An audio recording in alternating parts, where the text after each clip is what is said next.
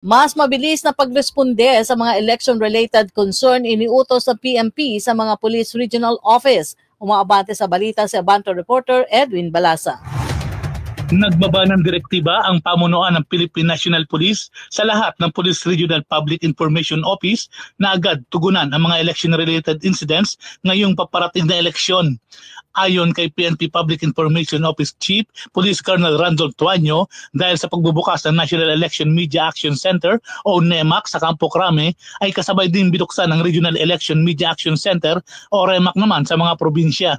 Layo nito ang mabilis na responde ng lahat ng PIO sa mga election-related concern sa kanilang nasasakupan.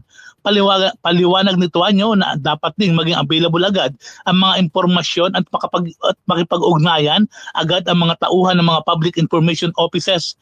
Maliban dito, pinagsusumiti din ng daily updates at media monitoring reports sa mga REMAC sa NEMAC sa National Headquarters. Bukod dito, pinaigting din ng PNP ang social media monitoring efforts para malabanan ang misinformation at disinformation alinsunod sa kautusan ni PNP Chief General Romel Francisco Marbil.